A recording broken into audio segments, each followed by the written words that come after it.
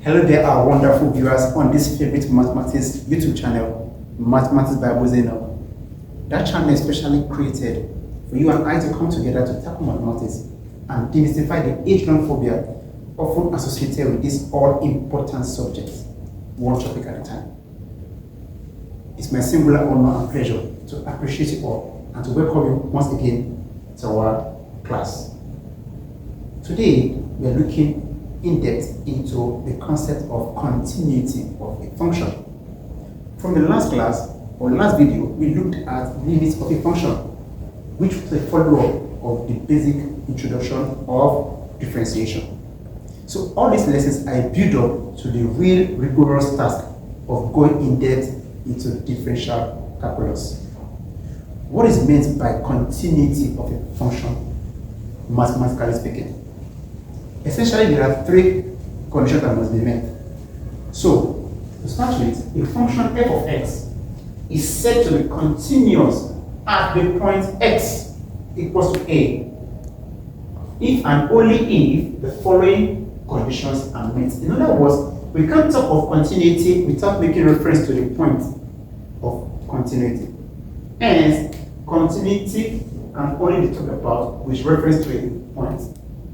So, if 1, f of x is defined as x equals to a, that is 1. 2, if the limit of f of x as x tends to a exists. Remember, from our last video, we have dealt extensively with limits of a function.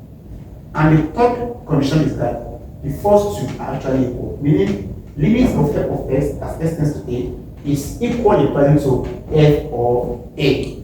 So if these three conditions exist or are met, then and only then can we say that a function of x is continuous at the point x equals to a.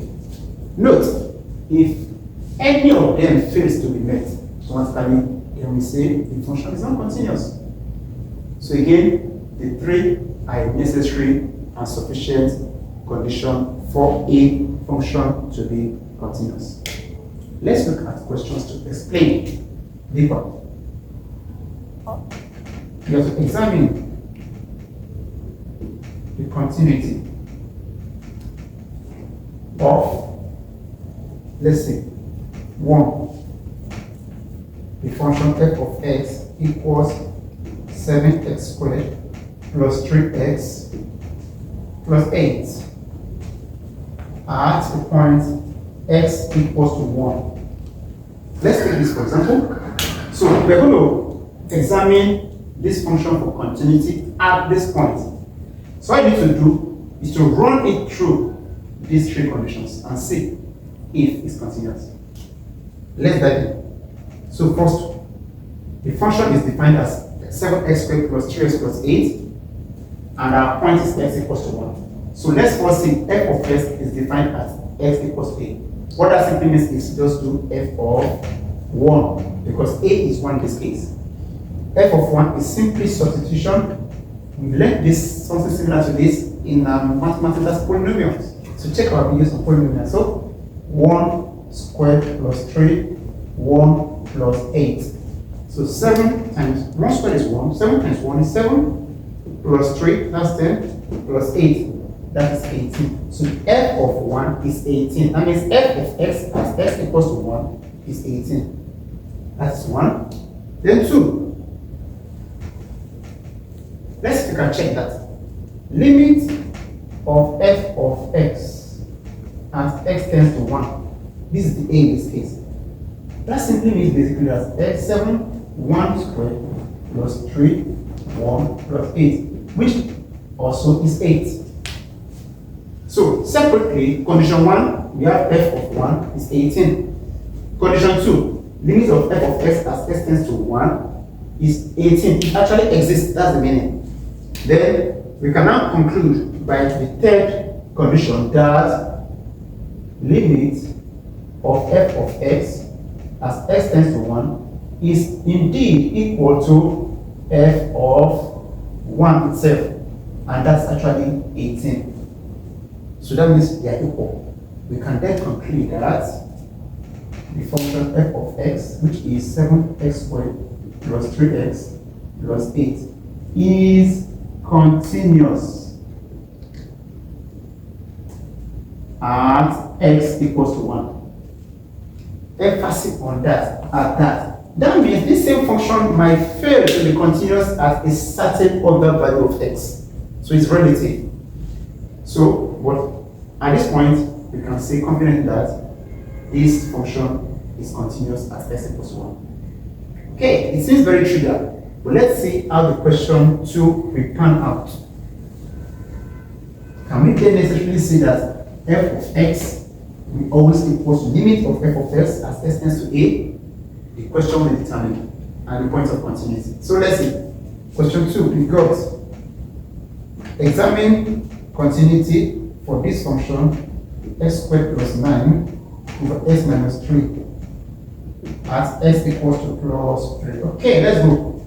This is the function, this is the point of continuity we are testing. So we start by number 1. Let's check f of x at a. That simply means f of 3. That's meaning f of 3. So we are going to have here, that's 3 squared plus 9 over 3 minus 3. And that's going to be this 9 plus 9, 18 over 0. And remember, that's undefined fraction. So Pascal is undefined. Okay. Then let's move on. We have here limit of x squared plus 9 over x minus 3. Yeah, I did mention something in the lesson for limits that if you look at the question here, it's as though we are doing the same thing really. Well, there's a difference between limit substitution and mere substitution.